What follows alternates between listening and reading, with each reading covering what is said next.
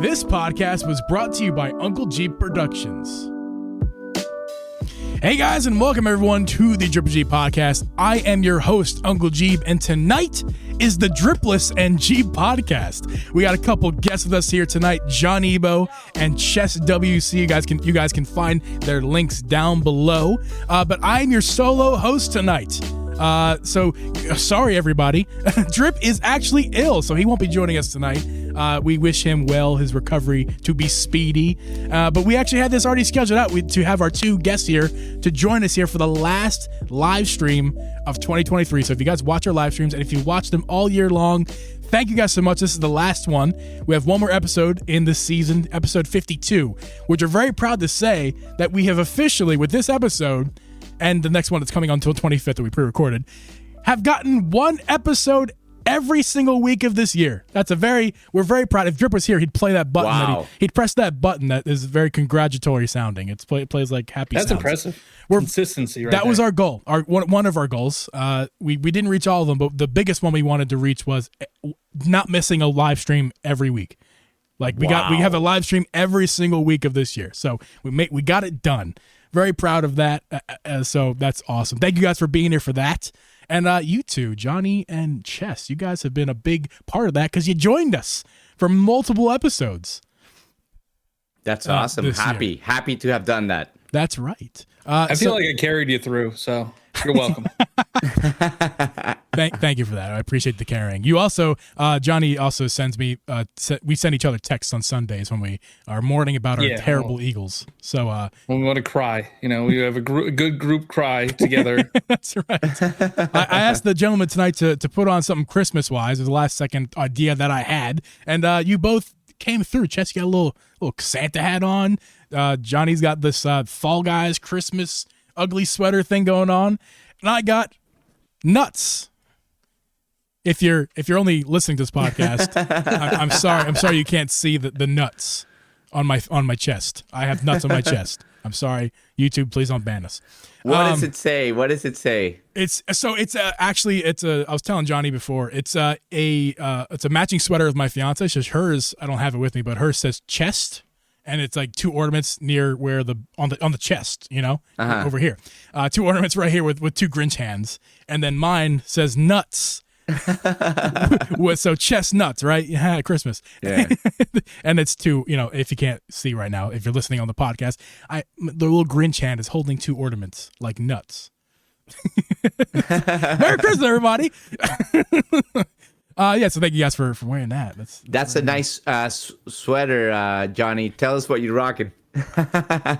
Yeah, I got a Fall Guys sweater. So I'm not a new Fall Guys fan. I was an OG. I bought this back when it came out the first year. When did it come out? Fans that waited for it to go free. When did it come out? Oh, it came out I don't remember. It was probably the Panini year, right? It was the Panini year, 2020. I think so because my brother-in-law actually gifted it to me on Steam. He got me a copy when I think it was $20. So I think the game exploded in 2020, but I think the game had been out a year prior, and then it didn't garner attention, and then somehow it exploded. My guess is there was an acquisition at the time from a big old company named Epic. That's my guess because I know they're owned by Epic. My guess is I know they're owned by Epic right now.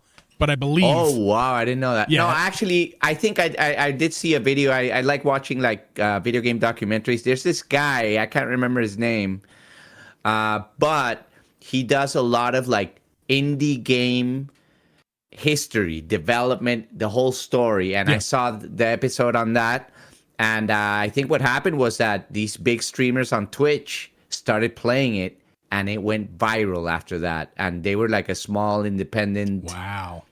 Video game company, and they had actually, I think, given up on the game. Really? I feel like they had given up on it, and they were whatever, and then boom, it exploded.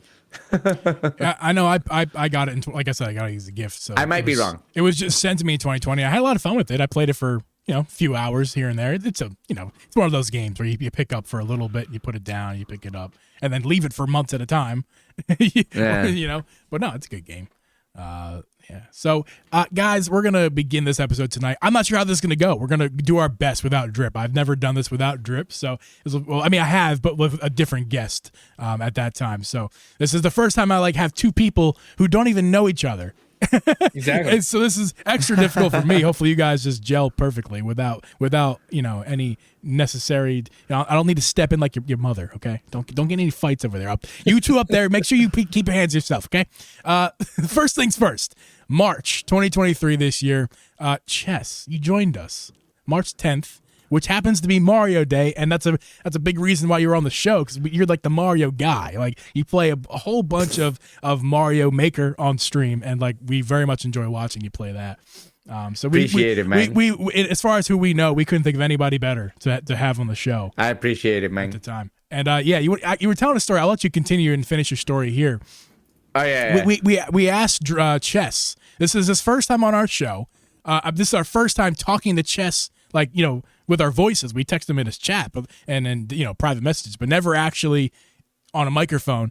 And I asked Chess in secret, hey, March 10th is Drip's birthday. Do you think you could quickly play Happy Birthday for him? Because Chess, Johnny, if you didn't know, Chess has he's a musician. He's got a bunch of instruments he likes to play, a little percussion stuff, and and also a little keyboard. So we asked, can you play Happy Birthday for Drip? And you rose to the occasion, Chess. We're very thankful, but tell the story.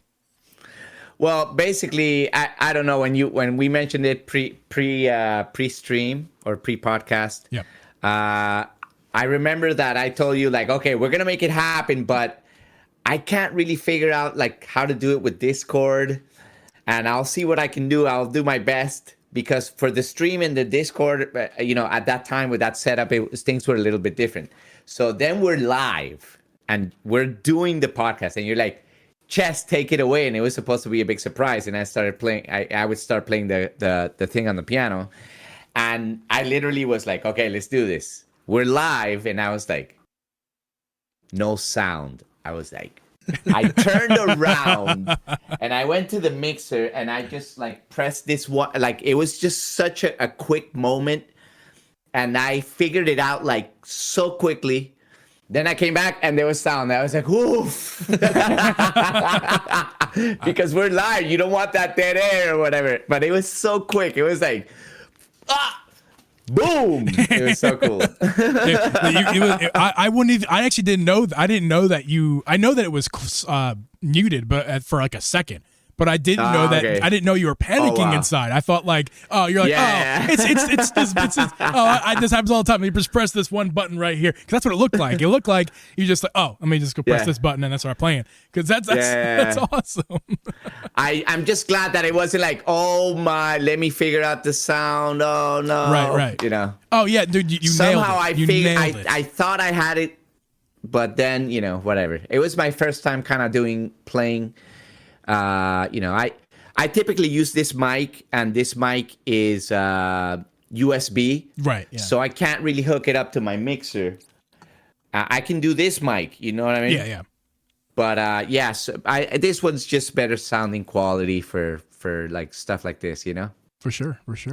I know you surprised the hell out of Drip there, because Drip was like, wait, is there something I don't know? It's like, yes, there is. So that was fun. Also, I think that episode we just talked about, it was Mario Day, so we talked about some more Mario stuff. I think we talked about your favorite 3D Marios in that episode as well. Yeah. My number one is Galaxy 1. That's right. Yeah. I do. So here's, I don't know you. You don't know me. This is what's going to determine if I like you or not. All right. So do you like Super Mario Bros. 3 or Super Mario World more? I think that if I were to go to a desert island, I would take Mario 3. Okay, I like you. We're good. We're all good. Yeah. Yeah. There you go. I mean, they're both really fun, and and I don't know. But yeah, Mario 3. But you're going to be disappointed at me. Uh-oh.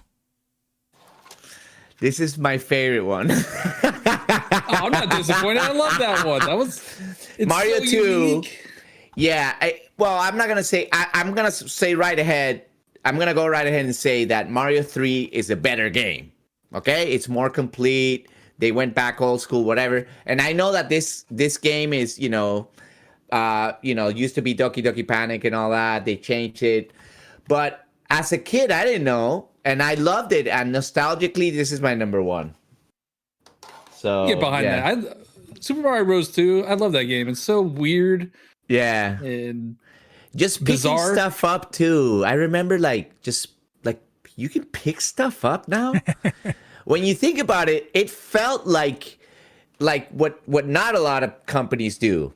A lot of companies, they're like, Mario 2, or they add like one, Mega Man. Now you can slide. Mega Man 3, you can slide now. Right. But at the time, when I saw the stuff you could do and the bombs and Mouser as a kid, I saw this commercial on TV. It blew my mind. I was like, I need that game. I literally was like, I need that. And I think that's why nostalgically it's always going to be my number one, For sure, man. I think this is interesting watching you guys like literally talk for the first time in your lives live on a podcast. I think this is very, very, it's fun. I'm sure it's fun for me. Anything can happen. Anything can happen. So it's like going to a gig as a musician and you're like, hey, what's up? I'm the new bass player. Yeah. Nice to meet you. Or especially Chess, because we're both percussionists, especially like if you're working with another percussionist in a gig, it's like we're going to be working like our ass cheeks are going to be touching right now, depending on the space we have. It's like we got to really acquaint ourselves real fast and like, don't mind me and don't mind you. Let's get our jobs done here.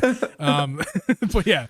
So anyway, moving on here. I want to bring this up back. That's not English. I want to bring this back up again because I was watching that episode earlier, Chess, and just to get some ideas from some talking points from it. You had talked about the Church of Nintendo. And okay. I think it's worth bringing it back up again because I know most Yes. people don't really know what that is. I certainly didn't. So feel free to tell that story again for everybody. I'm gonna say it, but I'm gonna preface with this. I'm gonna talk about an event that I went to called Church of Nintendo. But here's the thing: you might not find a Church of Nintendo in your town, but you might find an event similar to this. And I recommend people to go out there. So here's the story: I had not played video games for 20 years, with two exceptions. Number one, I bought a GameCube and I played Zelda Wind Waker, Metroid Prime, and Mario Sunshine. And it was like a year that I played, and then I went back to music. I was like, I gotta learn drums, I gotta play drums, no video games. Like literally, since the age of 14. For some reason in my head, I got in that mode. And also I played at my sister's house, Mario Galaxy. So that's probably why, I'm attached to that game nostalgically. So in 20 years, I played for 1 year and maybe like 7 months, or however it took. Maybe it was like 2 months that I beat Galaxy. But anyways, I was out of nowhere just reading the newspaper, and there was this thing that said Church of Nintendo, honorable mention, Best of the Bay, Tampa, Florida. Honorable mention. It's they didn't win an award. They do this award thing in Tampa, so they were like, "Yo, honorable mention. These guys are super cool." I was like, "Church of Nintendo? What? I'm there." So I went there, and man, original cartridges, old CRT TVs, original consoles. We're talking 2 NESs, 2 SNESs, 164, sometimes a GameCube, a Wii, people playing bowling.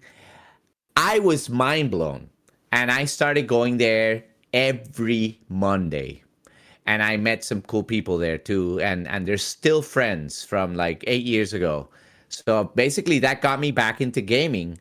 And it just kind of blew my mind to pick up a cartridge, blow on it, then put it in there and play with the original controllers. And that blew everybody's mind.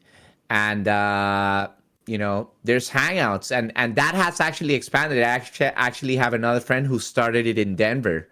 I actually hosted 2 of these events in Panama, Central America. And I've asked for permission. They're like, do it. And I got together with a friend down there, and we put up an event called Church of Nintendo. And it blew people's minds. Like, they were like, what are you Find doing? this. I gotta find one of these. Yeah. Yeah. And Chess, this There's was events like that. Yeah, go ahead. correct me if I'm wrong, but this was a time where but this is before the retro gaming boom. So prices were cheaper, things were more accessible. So I feel like in today's day it would be much more difficult to get do something like that because everything's so expensive. What do you think? Well, basically, I hear you, like collection wise. Yeah, but I have a friend who does it in Denver, and I think it's more.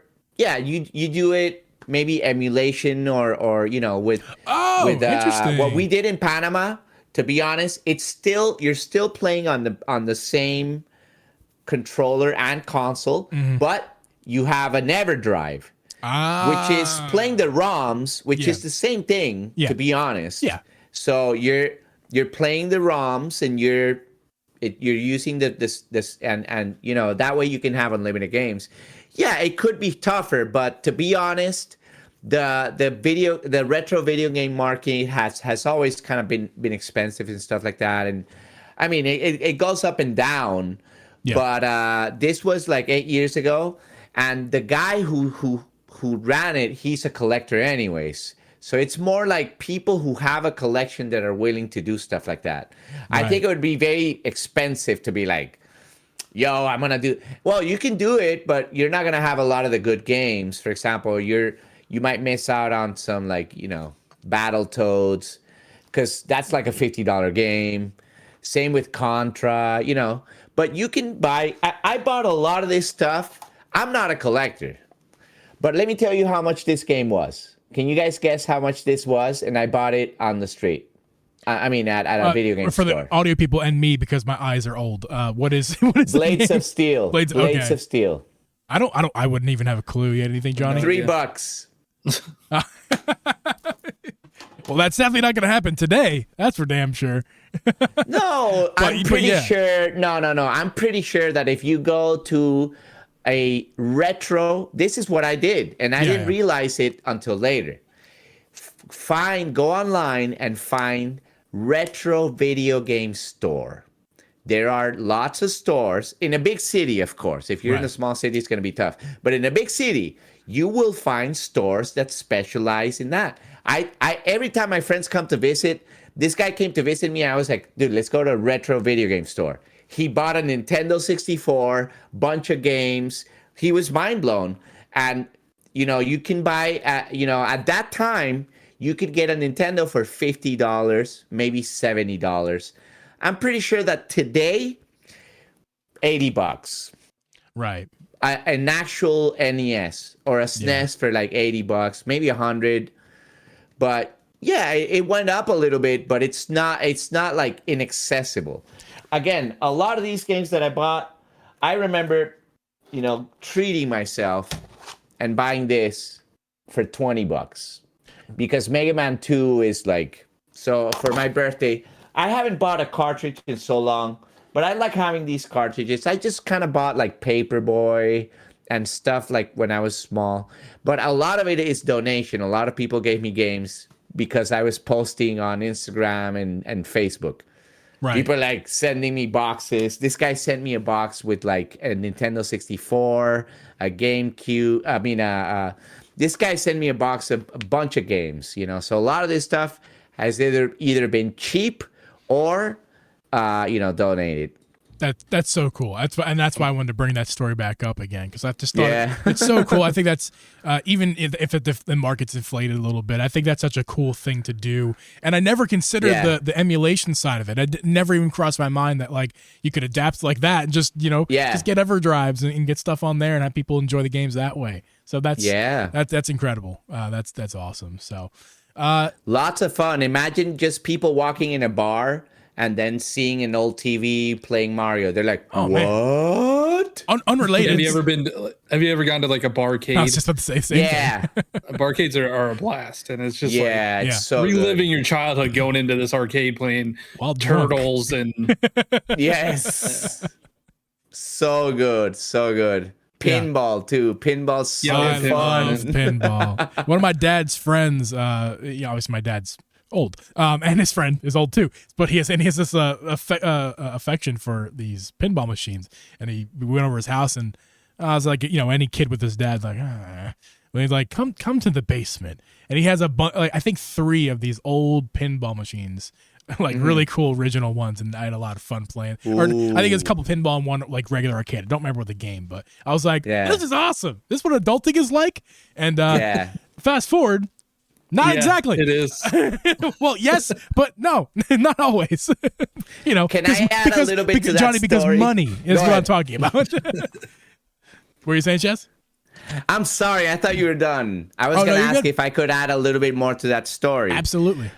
Well, basically, like at the Church of Nintendo, I met people, but I also one day this guy was like, "Hey, what are you playing?" I was like, "I'm playing Gradius." And they're like, "Oh," and then you meet people, and then this one guy turned out to stream on Twitch. I didn't even know what Twitch was back then. And he's super cool. And, I don't want to mention him, but he's a big part of the retro community. And here in Florida, he's big part of the retro community too. I say he's one of the big 3. But anyways, this group of friends that I met, they actually run the console room in Free Play Florida. Free Play Florida is an event that happens in a convention, and all these people from Florida bring their pinball machines and their arcade machines. Oh, wow. And they just pack this place. It's nuts. And you pay like $75 or something like that, and you can play however much you want, but over 3 days. Right. So, and you have like the best everything, and the console room is ridiculous. I'm gonna tell you how ridiculous it was. When I went the first time, they had a Doom LAN setup, 4 old PCs playing Doom. Like, what? That's incredible. Yeah, they had stuff like that. They had like an X68000. It's where the computer where they made like Street Fighter, like Capcom, like what? Like stuff like that. You're like, what's going on? That's wild, man. I think we all need to go to Tampa. That's what it sounds like here. There's a really good retro scene. A really good retro scene. Yeah. That's awesome. I've never been to Florida. I would love to go see chess in Florida. We'll catch you on the beach. There's but also there's places that one can look up. For example, in Tampa, there's this place called the Replay Amusement Museum. The amount of pinball machines they have at that place, and it's like a one-time fee and you go in, but it's a museum. Really? These people take care of this, like to a high standard. And obviously you can play them, right? They can play all. Yes. Oh man. Oh my God. And not only that, but old school like arcades. Like they have like Punch Out, the old arcade. And I don't know if you know about Punch Out, but it had like 2 screens. And I think that what ended up happening with that machine, or maybe they made Punch Out because they had 2 screens for a game that didn't work. So they made like Punch Out. I'm talking about like Mr. Dream Punch Out. This was like before Mike Tyson's Punch Out, arcade Punch Out, right? And also there's like Paperboy on arcade, and it has like a bike. The bike handles. I remember that. He has a bike handles, stuff like that. Like what? Or I think, all sorts of games that you're like, wow, like how am I playing this stuff? And what I'm saying is that locally you can find stuff like that. There's a place in Chicago that if I ever go there, I want to go. Galloping Ghost Arcade. It's ridiculous. Wait, put it in my phone. Don't let me forget. I live here. I live an hour away from Chicago. I'll check it out. Dude, go to that place. Yeah. Well, what's there? Yeah. Now I need to know. Galloping Ghost Arcade. Pinballs. It's the same concept. It's just a big place with a big bunch of pinball machines and arcades. I would love to check that out. Don't let me forget, Chess. I have a memory of a squirrel. Please don't let me forget, because I would love to check that place out. That is incredible. Well, thank you, Chaz. What a wonderful story. And by the way, you were on a guest as a second time for us. You came back in October 20th. No particular reason, just a little game that was put out on October 20th called, Mario Wonder or something. I don't know. Yeah. But that was really cool. I mean, have you even played the game at that point? I think you played on stream the night before for a few hours. Two-player. Yeah, I remember. And I remember telling you that I wasn't ready to give you an opinion on the game fairly, because I hadn't really played it. But now that I have, go ahead. You finish your thought there from October 20th. What do you think? It's a great game. It's fun, but personally, it hasn't really like grabbed me. Like I'll get to it one day, and I have played a lot of it, but I don't know why I haven't like 100%ed it. I guess I'm playing other stuff, but I'll get to it one day. But it's fun. I had fun. I played it 2-player and single player, and I think the game works well on both ends. Sometimes that's kind of tricky, but I think it's a great game. It's visually amazing. The music, the vibe, the chill vibe. I love everything. I fell in love as I kept playing it, and I actually discovered something about myself while playing it. Is that everyone has like a Zelda opinion, like, oh, 2D Zelda is the best. No, 3D. Yeah. Like I'm sure it happens with Mario too. I've discovered that I am a 2D Mario guy. Like I don't love the 3D Marios. There's never been one that, even Odyssey, just like, oh wow, just don't it's not that they're bad or anything. It's just I don't, I'll play it for a couple hours and I hear you. 5-10 hours and I'm done. Whereas like 2D Mario, I can really play for a long, long time because I just love freaking A to B. I love getting from A to B. I love the new style 2Ds where they get really creative with it, mainly Mario Wonder. But I'm a 2D Mario guy. I've come out. I'm out of the closet, guys. I'm out of the Mario closet. I'm a 2D Mario guy. And Johnny, I don't know if you're a 2D Mario guy, but I do know that you binged that game in like a night or something. Yeah. I 100% of that game in like 100%. 3 days or something. Like true 100%? Oh, nice. Yeah, true 100%. Like got all the little medals on my profile. I beat the hardest level. I love that game. The game was fantastic. Yeah. I just wish that there was more. Like I just wish there was more to it. It was only like, I don't know, 15 hours. Maybe? I was going to say 15 hours. Wow. What it took you? Yeah. Wow. But I'm like you. Like I love 2D Mario, and I've always loved 2D Mario growing up. And it probably is nostalgia. Like Super Mario Bros. 3 is probably my favorite Mario game. Mm-hmm. Yeah. I loved the original Super Mario Bros., Super Mario Bros. 2, World. I even like the new Super Mario games, like the new Super Mario Bros. U. A lot of trash gets talked in those games, so you're making a bold statement there. Yeah, no, I feel like they get a bad rap. I think people were burned out on them. Yeah, because we had 2 of them come out within a few months of each other. I think that was the thing. The Wii U version was like more of the same. Yeah. So I mean, then we had to wait 10 years, 11 years. Wow. For Wonder. So I hope that doesn't happen again, and I hope next year we get a new Mario game. Or, whenever the new system comes out, we get a new Mario game. Oh, man, that's exciting. We're so close. We're so close to guys. That's very exciting. New 2D Mario, new 3D Mario, 2D Zelda. Come on. New Mario Maker. New Mario Maker, yeah. Yeah. So, okay. So, you, from what I've learned, is you play Mario Maker on stream. Yes. I am not a fan of Mario Maker. Ooh, because I think people are terrible at making levels. Okay. I think normal people. I agree, but there's good people too. There's bad and good. Yeah, like my levels are phenomenal. I think I'm the best Mario Maker there is. Send your levels, bro. Come on, we gotta test them out. My levels are horrible.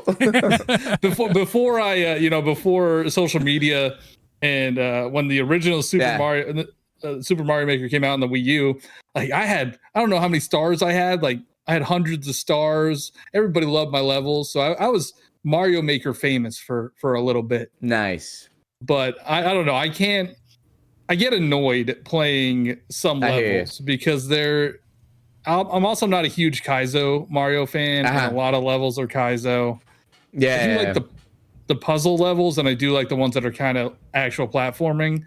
But the ones where they throw just hundreds of enemies at you. Yeah. And what type of? I'm just curious. Like, what setting are you playing in? Are you playing viewer levels, or are you playing expert, super expert, or?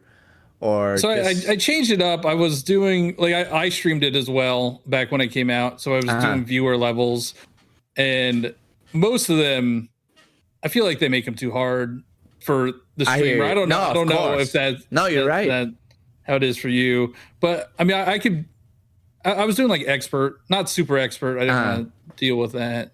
Yeah. I guess everybody has a different approach to the game. Like, my approach has always been like, of course, I did my fair share of viewer levels, but I remember I just started playing precision. That's what I liked somehow, and it's fun to watch. That's for sure. For example, like I joined Team Precision, and what's cool about joining a team is you're building and you're playing levels of something that you like. You know what I mean? And in terms of like Team Kaizo, Team Shell, for example, I find it that Kaizo is a very kind of interesting thing because everybody has their own style of making and their own style of shell jumps. So it could be kind of weird in terms of like, oh, I'm going to play an easy level. Well, it's not only that it's easy or hard, but it's now you have to look at like, was this made, like, is this my style of Kaizo? It's like that. But but in the case of precision, everything's straightforward. You know, sometimes you get a level where you're like, what is this? But, you know, and my policy is I skip what I don't like, you know, but, yeah. So what I'm saying is that, you know, I think there's something for everybody in that game. But, you know, again, it depends on your trip, too. I feel like in my case, and I'm not saying I'm good at Mario Maker, but I really love Mario Maker and I play a lot of it. I feel like we're kind of spoiled, or I feel I've heard other people kind of say this. Like us Mario Maker players, like we played Mario Wonder and it wasn't hard enough, you know, or something like that. No, like, I can see that because Mario Wonder is not hard. Yeah. There's maybe the final level, like the one where you have to do 100%. That one is probably the hard level in the game. But other than that, none of the levels were really that difficult.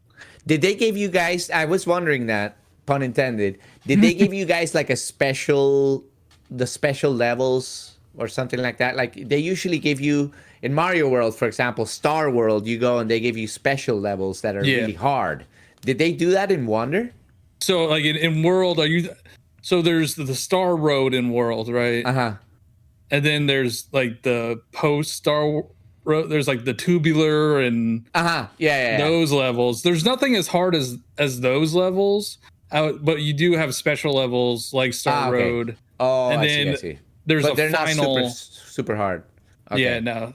Yeah, then there's like a final, like Champion. I don't know if you played 3D World. 3D Champions. I was Champions just about Road. to say that. That's hard. That's a hard level. Yeah, that's a very hard level. Is that the one where there's like Bowser's on something throwing balls at you as you run down like a road in 3D World? No, what level is Champions World? Champions Road. Isn't Champions Road like a bunch of levels? A collection of. Okay. It's like a ton of. It's very hard platforming. There's, you know, those timing where the platforms disappear and stuff like that. Disappear, and then it's a very. I enjoyed playing that level. I think I know what level. But I did finish. It is a difficult level. I did finish that game, although my memory is again like a squirrel, so I forget. But I think I know what you're talking about now that you mentioned. I was going to ask you, Geeb. I was going to ask you, since you said that 2D is your jam, I was going to ask you about 3D World, because 3D World, in my opinion, and I guess 2D, 3D. This is what they went. It's a 2D, 3D, or 2.5D. Yeah, because 2.5D, you're somehow like sometimes walking like in a straight kind of direction. Yeah, I think it's a combination of both. So I love 3D World. I think 3D World. There you it's go. a hot take. You know, this is just my opinion. You know, we all got them. I think 3D World is my favorite. It's my favorite. That all the Mario games I play, which is not like a ton. I'm not a Mario connoisseur, but all the ones I have played, 3D World has been my most fun. And also Bowser's Fury being on top of that at that edition, especially that that one that came on Switch. That version is awesome because I also had a ton of fun with Bowser's Fury, but I had more fun with 3D World than Bowser's Fury because I don't know, man. I don't know what it is. It's not exactly like a 3D Mario, like you said. It's kind of like a 2D 3D or a 2.5D. I had the most enjoyment with 3D World. There's something about the openness, but also linearness, that like a 2D linear, but also an open-ish 3D style that just works so well for me, and I had the most fun with that one. In fact, no offense to Mario Wonder, but I had more fun with 3D World than Mario Wonder. Nice. And I love Mario Wonder for a bunch of other different reasons. But 3D World is my favorite. I had the most fun with Did you play 2-player 3D World? Oh, I streamed 4-player constantly on my Twitch when that was a thing. And Jesus, there's with the internet lag online? that gets online, when the lag played with viewers, like with the lag that gets introduced, and we're on a Discord call together, so we're like talking trash to each other, and like we're picking each other up and throwing them off. Awesome. That's probably why I had the most fun with the game, to be honest with you, because we played that multiplayer mode. Believe it or not, I mean, this is my opinion. When the game came out. When the game came out in 2013, I think it was, 2014, I found that the game was boring single player. It felt like that. And I would play with my roommates, and it was so much fun. And then it was single player, and it was and also, I remember back then, not only me, but a lot of people were like, dude, why don't you give this to us online? Like, why PlayStation, Xbox, they're doing online. Like, why don't... And I literally found a quote. Somebody said, I think it was Miyamoto, we want you to play this in your couch. We don't want you to go online with random people. And that's the way Nintendo felt back then, Well, I mean, I bet you they still feel that way. They're just kicking and screaming because that's why their infrastructure is so horrible to this day. Still, it's my guess. That's so dumb. I mean... That's just dumb. Drip and I have gone over many times on the show, like how annoying Nintendo Online is. They can't get it to work. They can't get it right. Quote of the year right there. Mario Maker Online is probably one of the worst experiences around. Yeah. Certainly can be. But 3D World, I did want to... I don't know how far you got in multiplayer, but there is a level that when a player jumps... the platform switches sides, and trying to do that with more than one person is impossible. Locally, even it's hard enough, but then you're adding the added lag that's associated with online with 3D World. And also dealing with knucklehead viewers that just want to piss you off because that's what was happening. That was so much fun. I love you guys, Joe Hero, the rest of you, naming calling you out, and then you just go. That was basically what a lot of times one of us would decide on our own. We're tired of nonsense, so we're gonna go ahead on our own to put you all in bubbles. Stay in your bubble. Don't you leave your bubble. I gotta say, the memories are great. I love 3D World. Even I have to put this in here. I have to talk about this. Sure. The first new Super Mario Brothers Wii, 3-player, 4-player. That is so much fun. And I watched some videos and stuff like that. And that game, they really put a lot of space in that first game. And it really did wonders, another pun, for multiplayer. And the whole bubble system and everything, man, that was so cool. New Super Mario Bros. My partner, she does not play games like ever, but we played through that game 100%. And I don't know how we're still together today, but we are. I 100% did that with my roommate too. That game was amazing. I loved it. Absolutely. My partner and I got into arguments over Yoshi's Woolly World on the Wii U, which is probably one of the easier, multiplayer games you can play with each other. There's a fine line. Like when we first started dating, we played Monopoly together, and that almost ended it. Like, oh my God, I have a sorry story. This is a worthy whatever. We're still finding sorry pieces around our little living space here because early in our relationship, I was half joking, but I did get pretty mad with her, and because she kept beating me. Freaking sorry, the game that requires no skill at all. She kept beating me. I'm like, how are you keep beating me? It's just a luck game. Like, aren't I supposed to win sometimes? And I was half joking, half serious. Knocked the whole freaking board, and all the pieces went everywhere. And then to this day, we'll like go in the corner, like, oh, there's the yellow. Like, so that was funny. Oh my god, good stories, good times. Gentlemen, by the way, Chess, thank you again for coming on twice this year. This is actually the third time, technically. Right now is the third time. So thank you for 2023 helping us grow this year, but making our content better by gracing us. And Johnny. Oh, you rock. Oh, you rock too, dude. Johnny, we're going to get to your stuff in just a second. We're going to talk about your episodes because yours were quite enjoyable as well. And we're going to talk about I'll tell you in a second what we're going to talk about. But first, unfortunately. It's not unfortunate. I had to pay the bills real fast. We got to talk about our sponsors today. So I'm going to switch over to this screen where it's just me. So forgive me for a second, boys. Today's sponsor is Nexigo and their new Nexigo Hall Effect Grip Con. You can find the Nexigo, like all their links down below. The Nexigo features Hall Effect sticks, gyro, rumble, programmable buttons, 2 cartridge slots that you can store some cartridges in, as well as a kickstand that replaces the OLED one that it knocks and improves on the kickstand of the original Switch. And yes, it does fit both the OLED and the original Switch. The quality of this thing is just top notch. You can't really go wrong with it. It's incredible, but not to mention the fact that it features a dock built into the grip, and it's actually good. I've been testing it. I've been using it. It works really, really well. In fact, I learned that you can use your Steam Deck dock with this. If you take out the HDMI, plug it right in, then put the USB-C right in, boom, you got it. You can just utilize your Steam Deck dock that works there. You don't even have to take this out if you want to use a different dock. So that's incredible. I love the buttons. I love the sticks on there. The Hall Effect sticks work great. The kickstand is not the OLED kickstand, but certainly works really, really well and is an upgrade if you have that original Switch.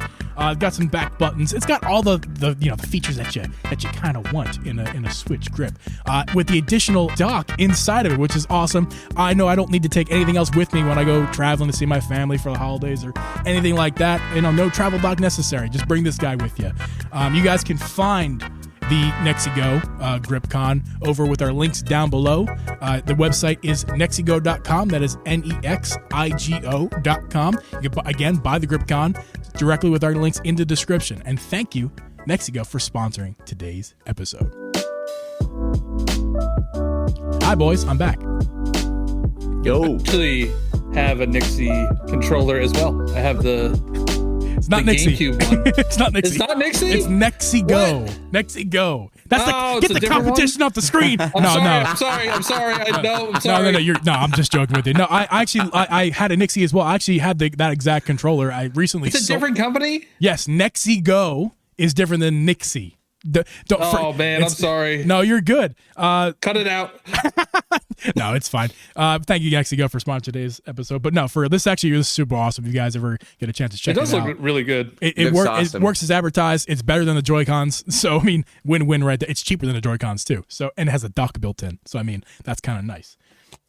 Anyway, but no, speaking of the Nixie real fast, because you brought it up, I did love the Nixie. I used it. I actually sold it recently just because, I didn't need it. I had enough of these building up, in the content space. You build up a few things here and there. So I'm like, I don't really need this one. I used it. It was fun. But to be honest with you, not related to the sponsor, this is kind of what I wanted from the Nixie as far as like a third party Joy-Con alternative that didn't suck, because there's some bad ones out there. I don't like the Hari that much. I know a lot of people do. I don't. So I was like, maybe I'll try the Nixie, and it worked. But the GameCube layout was a good novelty, but doesn't work with every game I want to play. So this was a nice replacement. Good for Smash. It's only good for Smash. Yeah, it was nice. I did I love the octagonal gates. I love the Nixie. It was worth it for me to sell it and unload some stuff that I had laying around. But for sure. Nixie is cool, and their colors are really cool in that. But no, this is Nexigo, different than Nixie, different companies. I'm sorry. Oh my god, I feel terrible. Came on here and I'm ruining it. You were trying good to no. It was it's the thought that counts, Johnny. It's the thought. I was trying to say, hey, I support it as well, but I screwed it up. I support the other brand. No, it's all good. It's all good. So speaking of you, Johnny, you knucklehead, you little I don't know. You're not little. I'm offending our guests. No, but we have found common ground outside of Nintendo. But quickly, we did the way that we met was kind of interesting, Johnny. The way that it was somebody from our community hit you up on Twitter, I think, and tagged me in it, or whatever the case was. We're both tagged in something and said, "I would like to see Johniibo on the Drip podcast." And I was like, "Yeah, okay, let me look." And then I looked and I saw your face. And I was like, "Oh my god!" I was like, "That motherfucker, the guy who threw the Skyward Sword Joy-Cons that I love so much in the trash can for a laugh." I'll send him a message. so that was. I'm glad I did, because it turns out I keep the trash pretty clean. All right, I keep it pretty clean. Yeah. I actually dropped my Skyward Sword Joy-Cons and broke the right stick, and I was very upset, but I fixed it because I can do that because I'm a professional. I'm not, but during the pandemic, one of the hobbies I picked up was working with some electronics. Like, I got a basic knowledge now, so I could fix my Joy-Con if I break them like an idiot. I was so mad at myself. But yeah. Bought another set? No, I fixed them. I didn't buy another set. I fixed them because I'm poor and crafty. But no, so we found you. We sent you, or I sent you a message over there on the Twitter, never X, always Twitter, and yeah, you were super cool, and it was really cool. So we had you on, and I found out watching your other podcast. So what's the name of your podcast? I forget because I'm a bad friend. So I'm actually on two.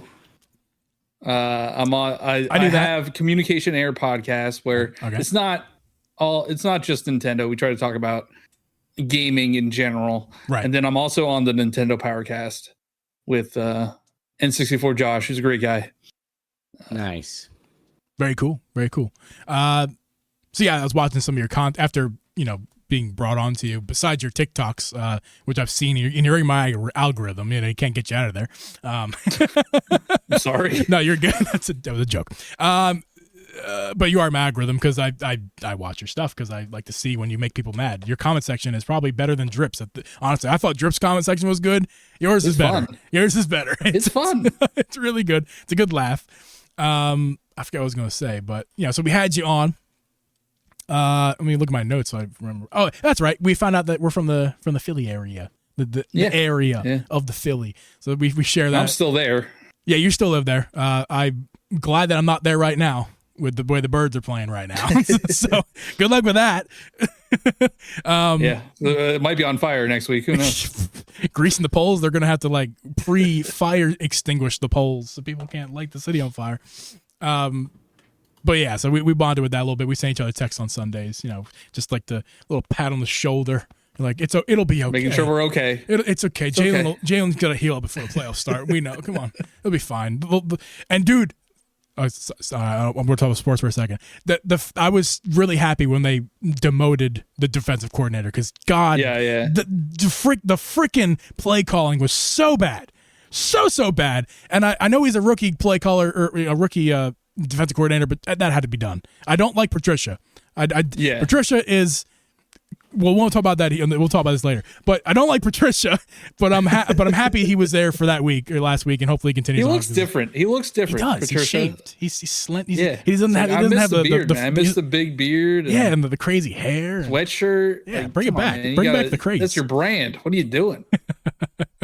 Yeah. So anyway, we bonded about that, and we also during your first visit episode with us, which by the way, if you guys in the description of this podcast, you guys can find not only the links to these guys' channels, but you can also find the direct links to their episodes they were on if you guys want to check those out after this stream is over.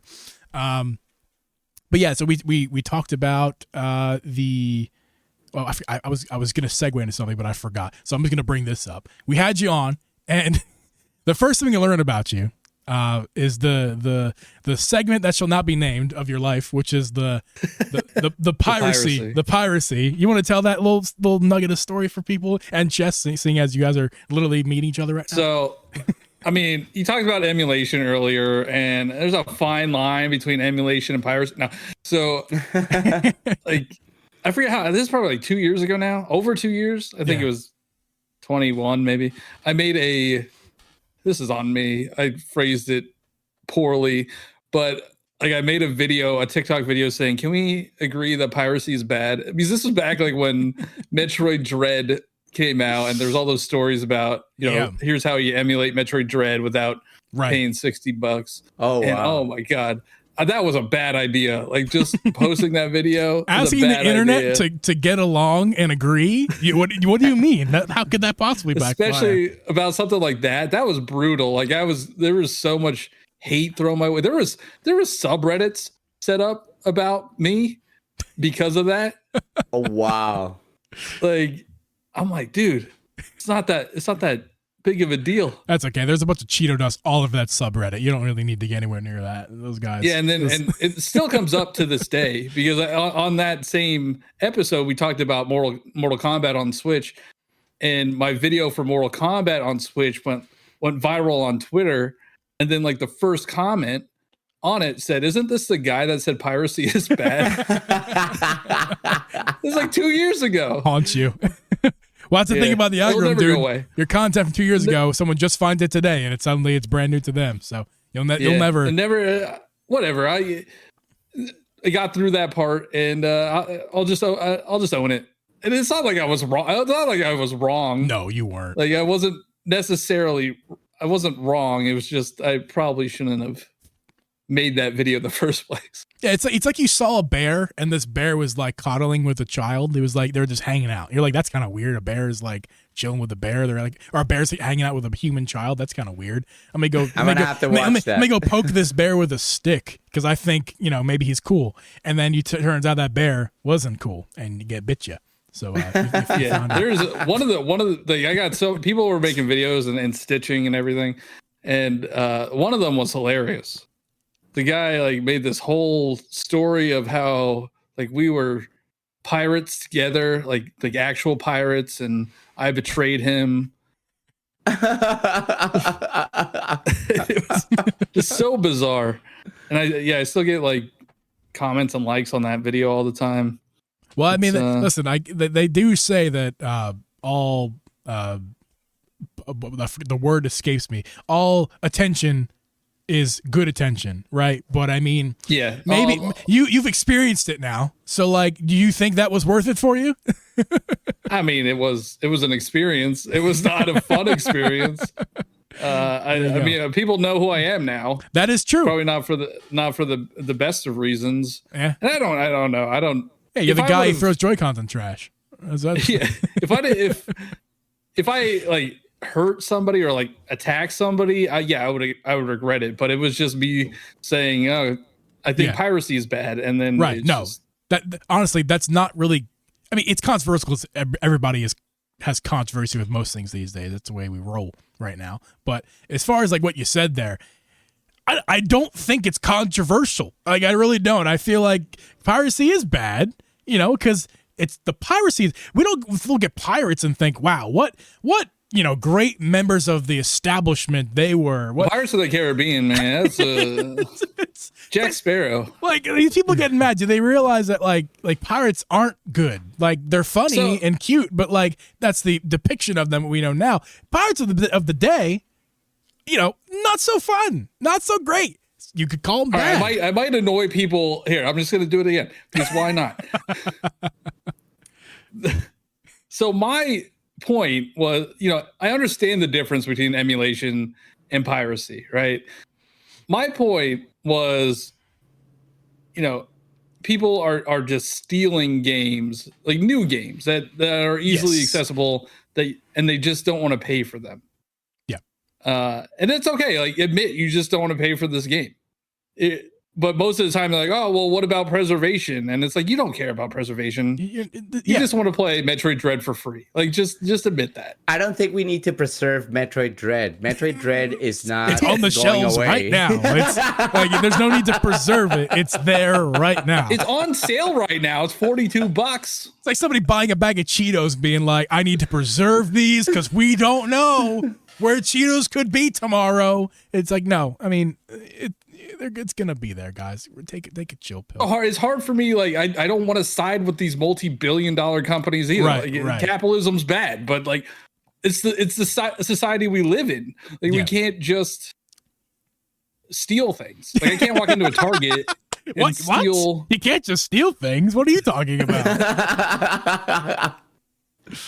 But yeah, I'm not gonna make another video like that ever again. That's in the past. I will piss people off other ways.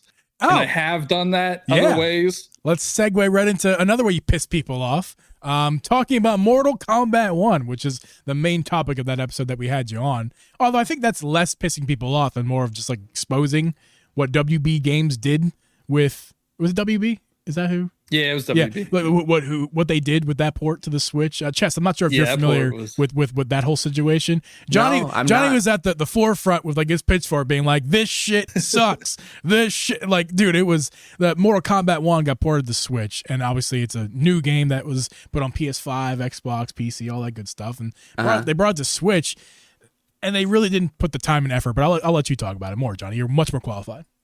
Yeah, so Mortal Kombat 1 came to the Switch same day. It's also on PS5 and Xbox Series X. So they charge $70 for the PS5 and Xbox Series X version and the Nintendo Switch version. But the Nintendo Switch version is it's horrible. It's not worth $70. So I just kind of called them out on it, and it blew up. Like, oh wow! My stuff got picked up on IGN, and like it blew up on Twitter, and like Ed Boon. I'm sure Ed Boon saw my stuff, but he came out and said that, hey, we're sorry about the Switch version. We'll fix it. What? That's amazing. Yeah, is this an update? I don't think we talked about this then. Oh, I don't know. I mean, that happened within that first week of release. Like, I don't remember that, but they came out and said, sorry, we'll update it. Did they? Because I don't have the game. I'm not buying it. I mean, they have been updating it. It's still not great. It's not. I think it's on sale right now anyway, so you could get it for less than $70. Yeah. It's probably still not worth whatever they're charging for it. No, I mean, but yeah, go ahead. I made the decision. It was actually a really smart decision to do this. You could get early access if you paid an extra $40. So I had it before everybody else on the Switch because nobody's buying it on the Switch. Right. And then I posted this video like 5 days before release. It blew up. I made like over $1,000 on that one video. That's awesome. So it was a huge. Selfishly, it was a smart idea. Yeah. And I wanted to call him out. He's like, what? You're putting out crap. I don't like, you shouldn't be charging the same amount as your other versions that are clearly better. Yeah, that is a interesting topic of conversation. Hopefully it's not even a conversation when we get to the next Switch era, whatever that happens to be, whatever you want to call the next version of the Switch that we know has to come next year, at least be talked about, at the very damn least. But hopefully it's not an issue, but it's interesting to talk about that where, companies like that we can use Mortal Kombat 1, for example, that's getting put out on systems that are capable of running it at an acceptable level, where the Switch is just simply not capable of running the same game at that same level. So what do? Do you scale it down and do like a 3DS version of the game like back in the day when that was a thing? So like make it a Nintendo Switch version and not and make it cheaper and make it better, run better, but sacrifice a ton of things? Or do you do what they do now, which is just put the full game on there, charge the same damn price, and you're not getting the same experience? For me, it's about the experience. It's okay. Yeah, it's okay. If it was $70 on all three systems and the experience was at least comparable. When I say comparable, I mean the frame rate is steady and the resolution is sharp enough. Sharp enough. Yeah. Not as sharp as the other console, but sharp enough. So Mortal Kombat was not that. So that's not here for today, unless you guys have any opinions on that, I guess my question is, do you think we should go back to that? If the Switch Pro or whatever, Switch 2 can't handle games still, which would be a travesty. But if it couldn't, should we go back to a method of where the Switch has mobile versions? No. I agree. I mean, I agree. I really don't think we should go back to that era. So But I'm hoping we don't have to worry about that in like a year. Like I hope whenever this new system comes out, like it will at least run better than what we have. I would hope so, but there, it's Nintendo, and nothing is out of the realm of possibility with them. Yeah. So, but let's just hope that's not even a conversation we have to have. I was thinking about this. Like I'm excited for the next system to be more powerful, but what I'm mostly excited about is what Nintendo can do with it, because whenever like their games, they push the system to its limit. Yes. Like when you play a game like Breath of Wild or Tears of the Kingdom or Odyssey, like those games, those are phenomenal, and they stack up to these next generation PS5, Xbox games. So I can't wait to see, even if it's not as powerful as PS5 and Xbox Series X, like what a Mario game could look like on a more powerful system. I mean, Mario Odyssey looks good, but I do know that it definitely shows its age a bit if you really kind of look at it, revisit it. There's some of the grass textures, not that Zelda's any better, but I feel like Zelda does a better job masking it with the art style. Where Mario, it's kind of hard to do that. Where it's just kind of like, I don't know. I feel like sometimes there's some questionable textures and stuff. So it would be interesting to see what like a new Mario game with that kind of art style, like the typical Mario art style, what it could look like running. Like just for example, just throw Mario Odyssey on the PS5. What would that look like? I would be really interested to see what they could do utilizing a power. Have you played Ratchet and Clank? I haven't, but I've seen it, and I would really like to play it. And is that the comparison you're about to make, like a Mario? Yeah, that's what that's how I think Nintendo games could look, because that game looks like a Pixar movie. Yeah. Wow. It really it looks. That's what really makes me want to play it. It's not the gameplay. It's how freaking gorgeous it looks. Ratchet and Clank. And I won't talk about the leaks, but like people need to buy that game. What leaks? What game? Ratchet and Clank? Yeah, the Insomniac leaks that happened. Oh, I haven't even looked into it. Like I told you my week earlier. I've had a crazy week, so I haven't had a chance to really like look at that fully. But I heard that was crazy. We'll reserve that for season 4 and next year. We'll probably be talking about that with Drip.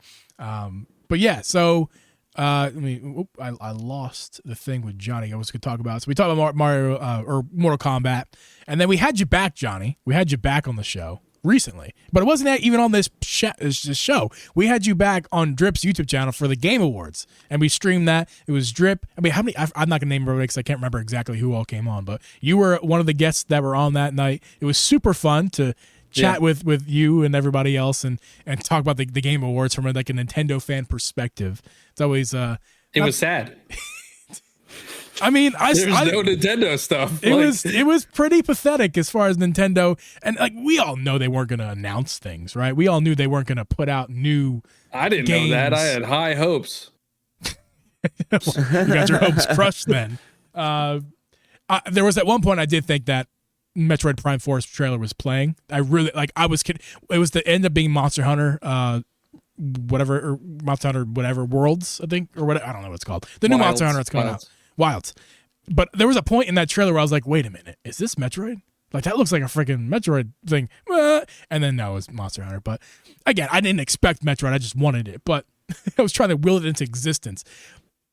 But we all knew they weren't going to put out, Nintendo wasn't going to show us a trailer. But they could have did something, kind of like, I don't know, any third-party release that had Nintendo's stamp on it. We were playing a game that night. I'm sure you remember. It wasn't that long ago. We were playing a game like, how many Nintendo games or how many games are going to be coming to a Nintendo platform?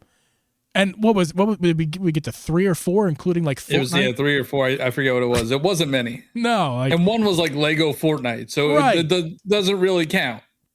No. It was a rough night. And we were reminded in the chat that night that I think last year was even worse. Like as far as Nintendo. Well, I think we had the Mario movie trailer last year. I think we did. But as in terms of gaming, I believe it was worse. Like there was less things but Nintendo. Believe it or not, there were less things to talk about with Nintendo. But I like to say this: expectation is a thief of joy. Unfortunately for me, I'd made up in my mind before Tears of the Kingdom even came out that it was going to be Game of the Year. And all year, I played Tears of the Kingdom. I was like, this is game of the year. This is the game of the year. Got to the Game Awards. This is my game of the year. I know that Baldur's Gate and all the other nominations were, deserving, but I feel, to me, all year long, Tears of the Kingdom, game of the year. And I had my mind set on it, and I wasn't crushed, but because I did call it. I called that Baldur's Gate was going to win, but it didn't make me very happy. Go ahead, Jess. I thought Suika game was going to win. I'm kidding. Who? That surpassed 5 million copies recently. No. One of the big surprises to me, and I think you as well, Johnny, was or at least me. I don't know about you. What was that game? The freaking Alan Wake. Alan Wake made lots of noise at the Game Awards. It's surprising to me. I heard it's a good game, but I didn't think it was that good. Turns out it was really good. I still think that was recency bias because that game came out like a few weeks before the Game Awards. Yeah, but then Spider-Man. Oh, no. But then Spider-Man also, same day, did not get that recency bias boost. Yeah, that's They're true. interesting, though. Why? I didn't get to play it yet, but I feel like it's a really good game, even though I haven't played it yet. From what I've heard from people, they've enjoyed it. Did you enjoy Spider-Man? I thought it was okay. Yeah. I know you weren't like the biggest fan of it. The story was fun. Like playing through the story was fun, but then if you wanted to do any of the side stuff, it was just like, I don't want to do this. Right. It was like, go find a plant. We'll give that plant to people. I don't know. The side stuff is not good. But Tears of the Kingdom is still game of the year in my heart. And a lot of the gaming publications, like after the Game Awards, have given Tears of the Kingdom game of the year. Like IGN gave game of the year, and I think Game Informer or GameSpot, one of them. Yeah. So, Chess, what was your game of the year? Man, I don't know. I feel like I play a lot of retro. I don't buy a lot of new games like that, other than Nintendo stuff, because I only have a Switch. I didn't play Tears of the Kingdom, I did see other people playing it. I haven't beaten Breath of the Wild, but I don't know how to answer that. I guess I'm stuck playing old stuff and Mario. You could say Suika game. I mean, that's good enough. Suika game's a game. There you go. Well, this is a perfect segue into our next and final topic, which is going to be about the games that came out this year and our Nintendo review. Now, if you guys know, all of us get these emails. Well, you should if you have a Nintendo account. At least you get an email from Nintendo every December, and they tell you what your top played games were as far as hours played and a couple other metrics. I know, Chess, you've been working all day, so if you have a chance while you're sitting there, if you could find that email from Nintendo, it probably came to you within the last week or so. You can also Google Nintendo year in review, and it will pop up. Yeah, that too. Yeah, if you take your time, if you can't find no biggie, Chess, you could just talk about the games that you personally played this year, which we all know is Mario Maker. But wait, how? Let me see if I can find it. Yeah, Nintendo year in review. But yeah, so Johnny, we'll start with you while Chess is looking for that. Yeah.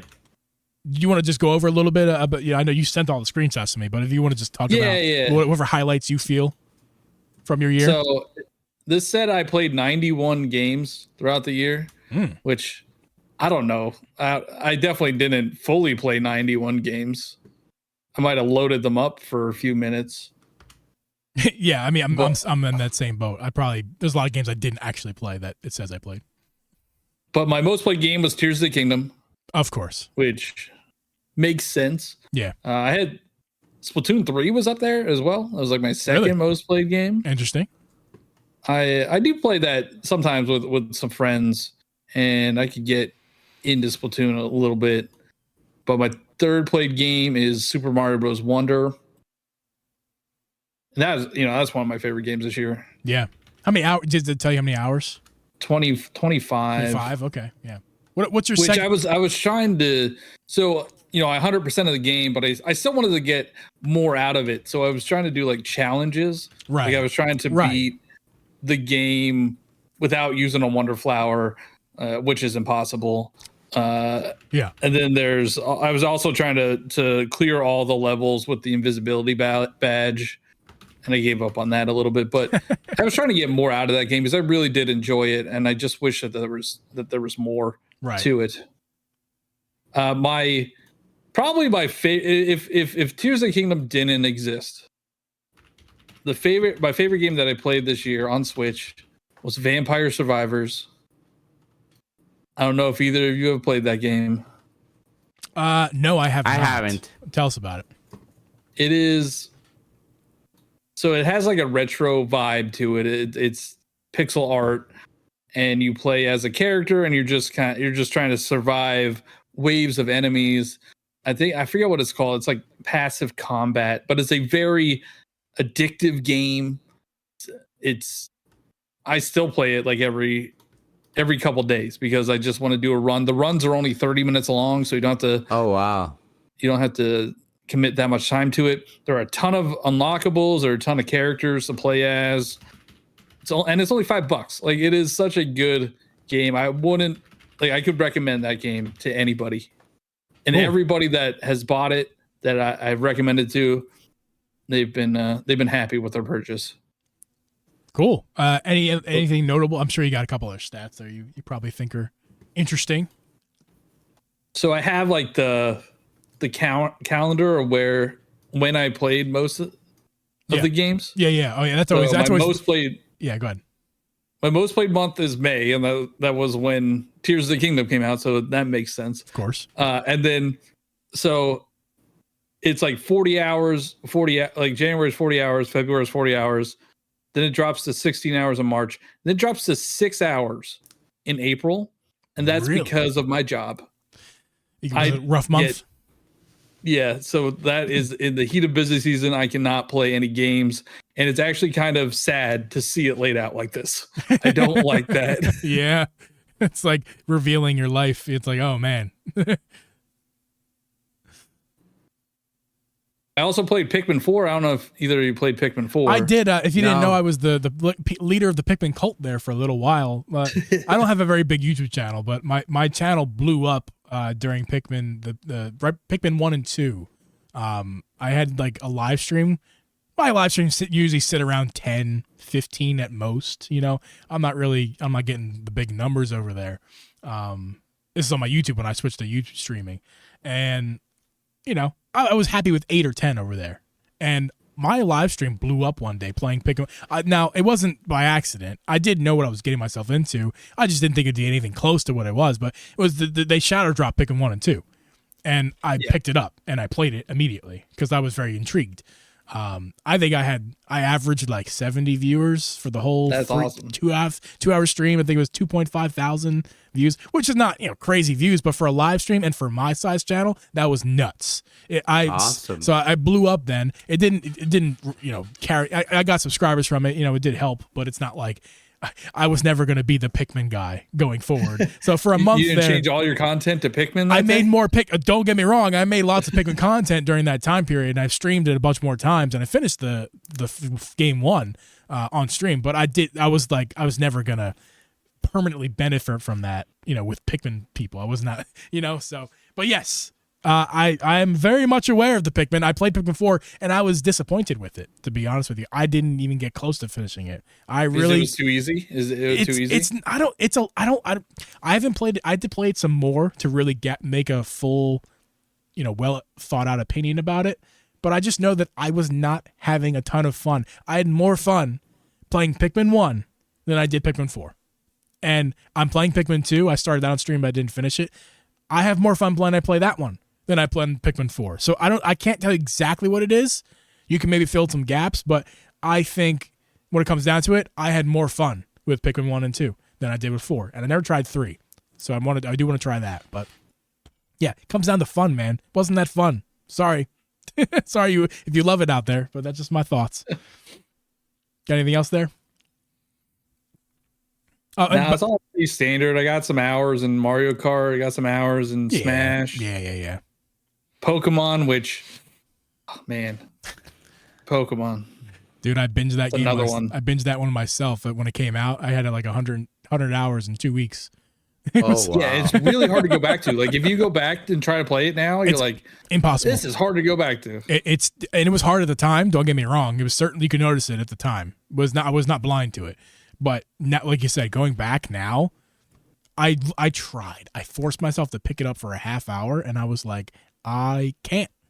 This game is unplayable. Yeah, exactly. Yeah. So, Chess, I sent you a link. Would you find it eventually? I got it. I found it. Perfect. I found it. Beautiful. Tell us anything you want to tell us from there. You don't have to go one by one, but tell us anything you see that is like, ooh. Yeah, I'll go one by one. First, I guess some of the games that I'm seeing here, I'm seeing some shmups, some shoot 'em ups that I bought on the Switch that I'm kind of very happy with. Yeah.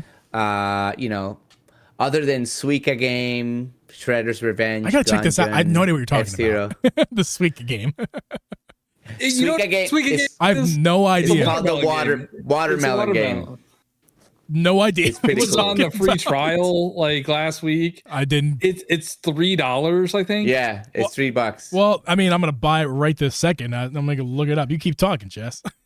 $3. Yeah, basically, I did play Suika game, but I also played Jamestown, Proto Corgi, and Squad 51. These games are shoot 'em ups. Okay. And I don't know. I've had a lot of fun with the shmups on the Switch. Shmups. But basically, I was surprised that the number 3 game that I played was the Nintendo Entertainment System NSO, Nintendo Switch Online. That is very interesting. Yeah, I played a lot of that. I played a lot of the retro stuff, and especially online with friends. I think that's very fun.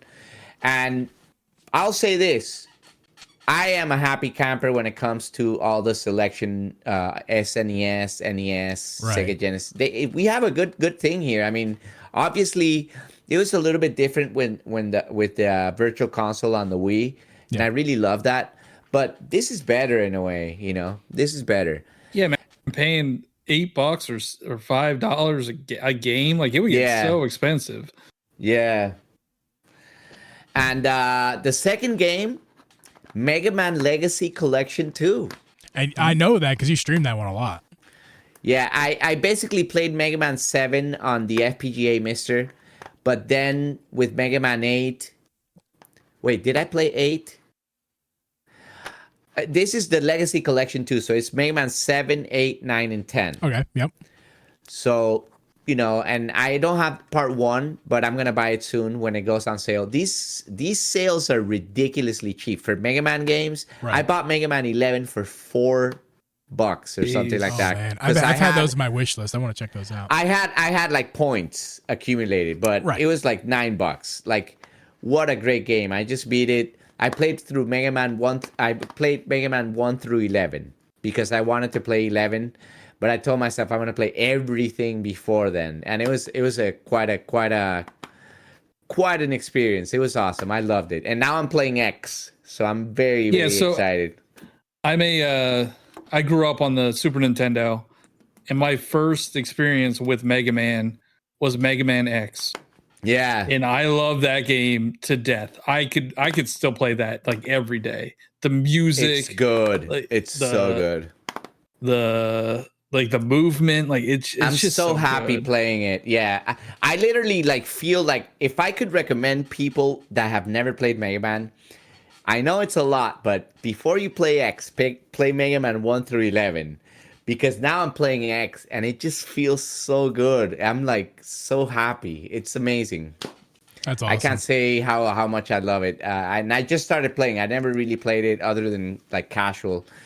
Okay, so 33 hours and 37 hours. All right. Nintendo NSO and Mega Man Legacy Collection 2. And now my top one, Super Mario Maker, 608 hours. Oh man! If you can't tell, Chess streams on a daily basis over there. So 608 hours. Wow, that's a lot. It's an average. That's an average of 2 hours a day. That's impressive.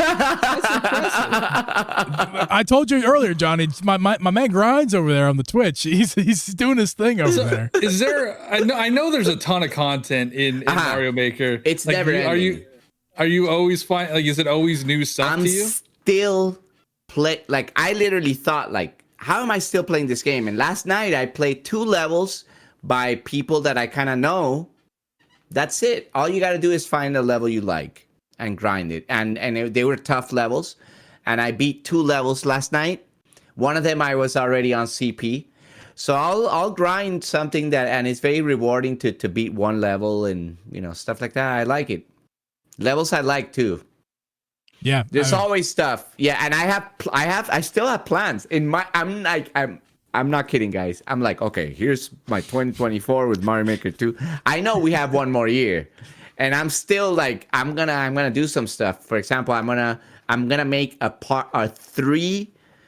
version 3 or a part 3 of a level that was very hard that I made. My hardest level ever. It took me 18-day grind to beat this thing. Man. And only 4 people have beaten it. And it was released 2 years ago.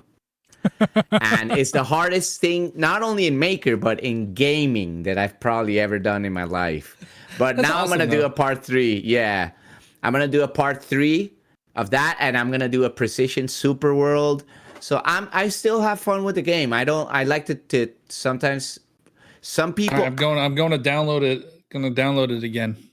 Nice. And chess inspired Johnny. It's funny because chess inspired me. Now I didn't pick up Maker 2 for the Switch, but when I was seeing my family on vacation, I was hitting up some local game stores, retro game stores and stuff, and I like to check by the Wii U section because it's a new fascination of mine.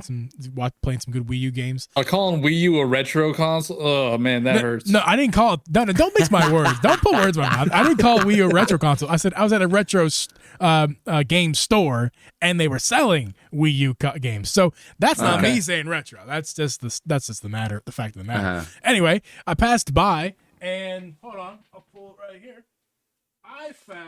Hopefully you can hear me. I found this beauty nice. Wrapped in plastic, there's a story. Oh, there's a story. Quote unquote, brand new in the store. And again, I'm in the East Coast, visiting my family. I live out here in the mid coast, if that's a thing. And so I was like, all right, this is awesome. It's sealed. I'm gonna take it home. I'm gonna play some Mario Maker because I know Chess loves it and I love watching. So let me give it a shot. That book in there is fire. Yeah. So it's a little book in there. The audio people. Yeah. It's the Wii U Super Mario Maker boxed with. I think there's like Chester said. There's a cool book inside and whatever. So that's not the part of the story I want to tell. The part I want to tell is I got back home here to the East Coast. I open up this thing like, okay, cool, and the game isn't inside. What? It was resealed very convincingly. It fooled the store, presumably, and me. Oh my god! The good thing is though, the game is only like $5 or $10 to buy disc wise. Like if you just want the disc, and this was only $13, and it's in really good condition. Like it's in like real. I think the worst damage on it is what I did when I opened it up. So like it's in really good condition. So I think I ended up paying after buying the disc from some on eBay separately about $19, $18. I think that's a fair price for the condition that this is in. Like it's in immaculate condition, and I'm not the kind of guy who keeps games in plastic unless I have. Oh, you got that book, huh? That's pretty cool. There it is. Yeah. So I don't know if this book is in there, but this was. Yeah. You got it off of Club Nintendo. Wait. Like back when Club Nintendo was a thing? Really? Oh, wow. Yeah, I have it. It came with the box. Yeah. Yeah, it has like ideas. Yeah. And stuff in there. Yeah, right. Yeah. Here it is. Oh, yeah, okay. I thought, you know what? It's because I bought it digital. I buy everything digital, so I had to like I see. That I bought it, and then they sent it to me. That's cool, though. Yeah.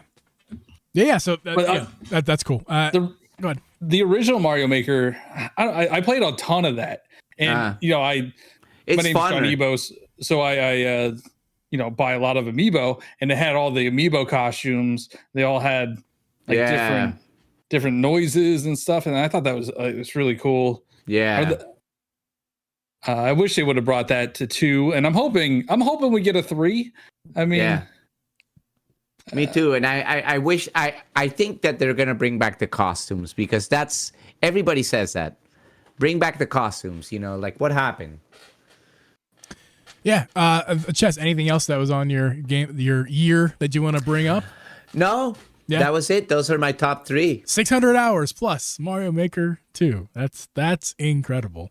Mine's gonna be pretty predictable here. I'm clicking it. I've already seen this, but I haven't seen it for a few weeks, so I'm just gonna. First game of the year I played was Splatoon, which is weird, because I did play that a lot last year, but not a ton when it came out. I didn't play it a ton this year, and that shows in my analytics here. 63 total games, 463 hours. So I played Switch for 460 hours this year, which I feel like if I could look at last year's, if I could, I'm not sure if you can. That's probably down because I didn't stream barely at all this year. Like in my past, I think I streamed at least 150 hours of Breath of the Wild in 2021. So I have definitely played more Switch in past years. I feel like, but this across 63 games, you played less than Chess played of one game. Yeah, I love video games. I really do. But I am not a marathon gamer. I am I don't want to say casual, but I play games casually. I very casually will pull a game up to kill some time. Only when it's certain games, which we'll get to in a second. There are certain games that capture my interest. There's very few, but the ones that do, I do play for many hours. So that's less hours than I would have thought. But that's also because I streamed way less this year. So drum roll, please. My top 3 games of 2023. 31 hours of Animal Crossing. I'm still playing that one. Nice. kind of. I got back into it a little bit this year. 31 hours of it. Game number 2, 64 hours of... Anyone guess? 64 hours. Breath of the Wild. 64 hours. And that was the prep for what's to come. That 64 hours was me getting ready and pumping myself up for Tears of the Kingdom, which is my number 1 game this year. 188 hours as of whenever. I'm not sure if this updates to real time or if this was like 2 weeks ago because I've definitely played more hours since then. I'm probably close to 190 at this point. What was yours, Johnny? How many hours did you play? I think 89.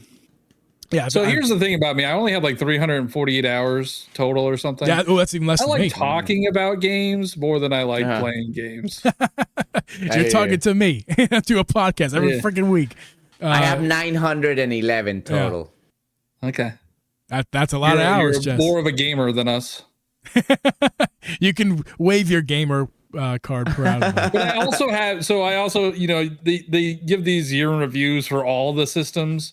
And I also have an Xbox One and I also have a PlayStation 1. But I still think my total hours did not, I might have had 600 total hours across everything. Right. All right. Moving on with my list. It tells me a little bit about that's weird. Okay. Gaming trends. Who cares? Of course, I played the most gaming in May this year, predictably. 108 hours, which is 99.9%. It doesn't tell me that, but I know. Tears of the Kingdom. I mean, maybe there's maybe you're playing Breath of the Wild those first 13 days or whatever. I was going to say there's probably a couple hours of Breath of the Wild before then for sure, but nothing really else. Zelda rules my life right now. My favorite game in the year, I wonder what it is. Tears of the Kingdom, of course, is going to tell me that. Okay, I can download my stats. That's so fun. I should do that. Ooh, thanks, Nintendo. Fix your online structure, you fucking it tells you gold points. Anything else really interesting here? No, not really. It looks like it's over. So yeah, that's very predictable for me. I mean, Tears of the Kingdom ruled my life this year. It really did. And I plan on playing another 200 hours next year for sure. I'm going to binge Zelda. I was going to ask you too, Johnny, and Chess, first of all, did you even play Tears of the Kingdom? No, I haven't. Yeah, I didn't expect you to. I know you're not like, you're Mario. You're the Mario guy. No card away. No. Here's my thing. You know why I haven't played it, to be honest? It's the streaming, and I don't have time for it. Oh, yeah. It's been that. I want to play it. I think that Breath of the Wild is amazing. I loved it, and I streamed it, and it took 2 months away of my life. I literally was like, that was my pandemic game. Yeah. And I streamed that on, and it was perfect, but I had so much stuff going on. I was like, I can't get addicted to this game right now. I'm gonna wait, and I waited for Breath of the Wild. So my prediction is I'm gonna one day jump into Tears of the Kingdom. I want to go back to Breath of the Wild first to finish some stuff, and it's gonna be awesome. I'm just a little. I'll be a little bit late. Is all. You let me know when that is. I'll be there. I want to see it. Okay. It's when Tears of the Kingdom Deluxe comes out on the Switch too. Yeah. $90. Tears of the Kingdom. Tears of the Kingdom U Deluxe. But yeah, I really do want to get back into Tears of the Kingdom. I beat the story, but I still have a lot of shrines to get. Still have a lot of nice stuff to discover. So there's still a lot for me to do. For sure. One last thing before we end it off here. I don't like to get too negative on the show. You know, I like to keep things positive. We're fun having Nintendo. We're talking Nintendo. It's gamers. But I want to say this: what if there's one? If you don't have to name one, if there isn't. But what game this year did you play, either for the first time or just in general, that you're like, this game is bad. I don't like this game. Any games that come to mind for either? We can start with Johnny because I feel like he probably have an easier time with this, Mr. Controversy. Kirby in the Forgotten Land?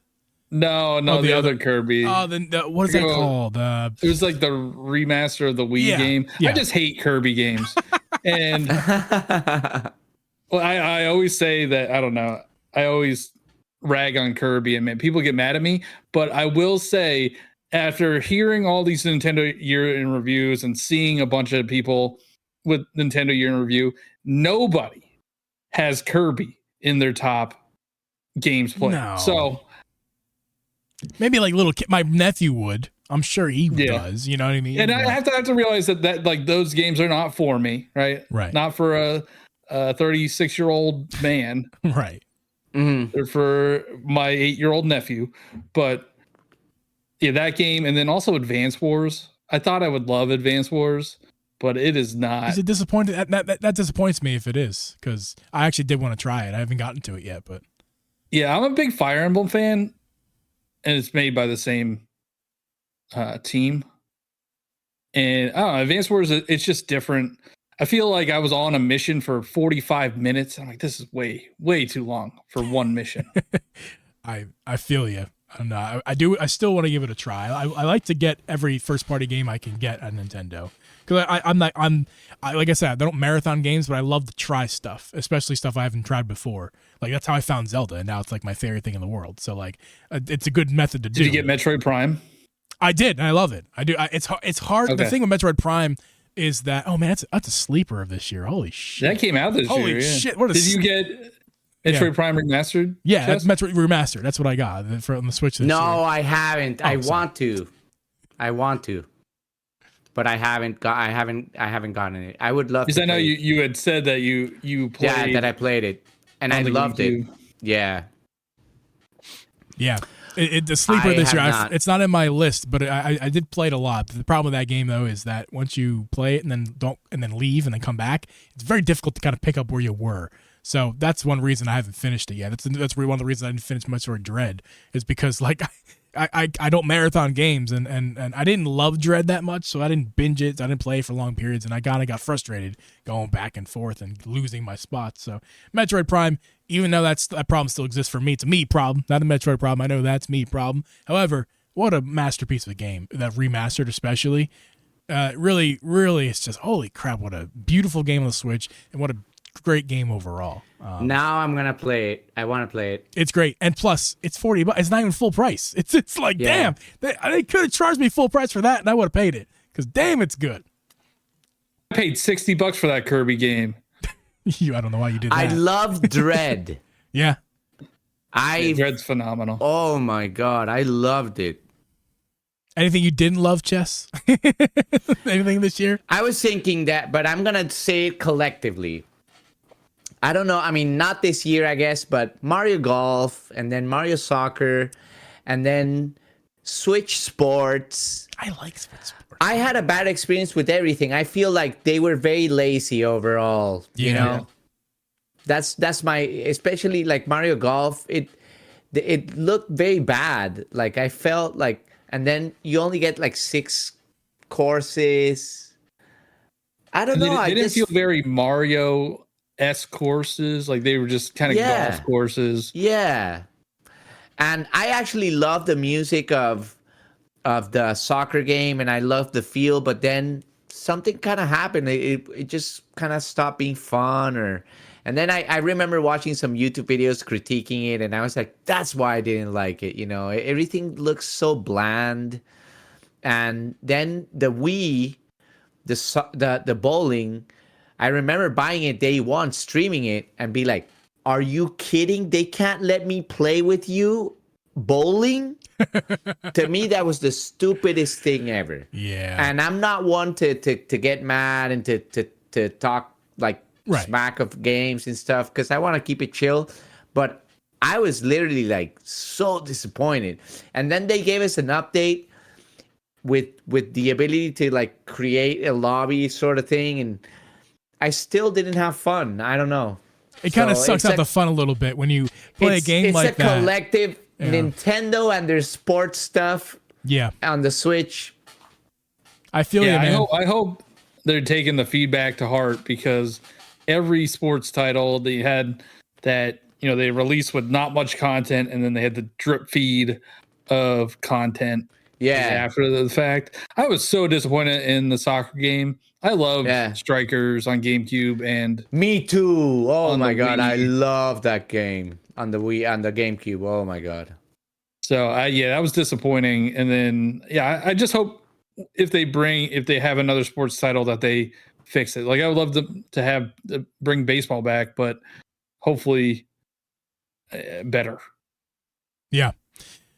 Well, guys, we went so long on this, and I really appreciate you guys this time. We're not even gonna do an after show. This is like the first time we've never done an after show, because we've been off for so long. This is our normal time when we leave. So I'm actually gonna sign off, not only for the episode but for the stream as well. So, thank you to Chess and Johniibo for being here for this last stream of 2023 for Drip and Geeb. It's been a big year for us. Lots of growth. We really appreciate you guys sticking around. Appreciate our guests for being here, joining us throughout the year. All of you guys, not just Johnny and Chess, but all of you guys who joined this year. We really appreciate you. I'm not going to name one by one. It's been a few. I can't remember them all. But we really appreciate you guys for joining this year, making it a fun year. Again, last stream 2023, guys. So we'll see. The next time we're going to see you guys on a live stream is going to be in January. Chess and Johnny, hopefully at some point in 2024. We're talking about, of course, we're talking with you guys on the podcast, and we're talking about Switch freaking 2. That'd be great. Please. For the love of God, give me something to talk about, Nintendo. 2025. It's bad for business. No. Nintendo Direct in 2020, January 2024. 2025, Switch 2. No, that'd be like the worst news. I'd be excited, but also sad. Yes, agreed. That's it for us, guys. Again, Drip, hopefully you get well soon, buddy. I'm sure you're sleeping right now because it was you got a rough illness there. And yeah, this has been awesome. Thank you to everybody. Thank you, our sponsor, Nexigo. Appreciate you. And we'll see you guys. One thing too, merch store, dripandgeeb.shop. Go to that store. Get some merch. It's fun. It's cool. We're building a brand empire, Drip and Geeb. So make sure if don't go to the website, if nothing else, for the Chat GPT descriptions of us as people and podcasts. That's very interesting. But yeah, so we're gonna sign off for now, and we're going to see you guys in 2024. Thank you for having us. You rock. Yeah, thanks for having us. Thank you. See you guys next year. Happy New Year's.